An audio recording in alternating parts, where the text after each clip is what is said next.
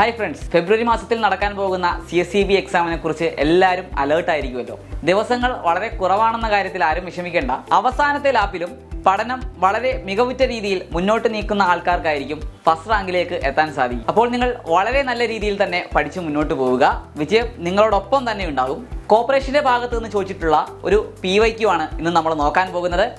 ചോദ്യം ഇതാണ്: national cooperative week is celebrated every year all over India from dash to dash. 7th July to 13th July, 13th October to 19th October, 13th November to 19th November, 14th November to 20th November.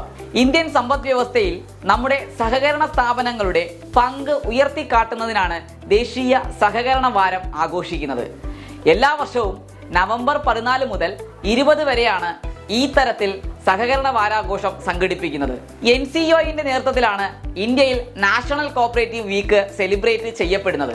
സഹകരണ സ്ഥാപനങ്ങളുടെ വളർച്ചയ്ക്ക് ഇന്ത്യയിൽ നേതൃത്വം നൽകിയ ഇന്ത്യയുടെ പ്രഥമ പ്രധാനമന്ത്രിയായ ശ്രീ ജവഹർലാൽ നെഹ്റുവിനോടുള്ള ആദര സൂചകമായിട്ടാണ് അദ്ദേഹത്തിന്റെ ജന്മദിനം മുതലുള്ള ആ ഒരാഴ്ച, അതായത് നവംബർ 14 മുതൽ 20 വരെയുള്ള ആ ഒരു വാരം സഹകരണ വാരമായിട്ട് പ്രഖ്യാപിച്ചിട്ടുള്ളത്. ദേശീയ തലത്തിൽ നാഷണൽ കോപ്പറേറ്റീവ് യൂണിയൻ ഓഫ് ഇന്ത്യയും സംസ്ഥാന തലത്തിൽ സ്റ്റേറ്റ് കോപ്പറേറ്റീവ് യൂണിയനുമാണ് പരിപാടികൾ സംഘടിപ്പിക്കുന്നത്. 2024 കോപ്പറേറ്റീവ് വീക്കിന്റെ 71ാമത്തെ എഡിഷനായിരുന്നു. ഇതിന്റെ theme role of cooperatives in building Viksit Bharat എന്നുള്ളതാണ്. അതായത് വികസിത ഭാരതം സൃഷ്ടിക്കുന്നതിനായി സഹകരണ സ്ഥാപനങ്ങളുടെ പങ്ക് എന്നുള്ളതാണ് കോപ്പറേറ്റീവ് വീക്കിന്റെ 71ാമത്തെ എഡിഷന്റെ തീം എന്ന് പറയുന്നത്.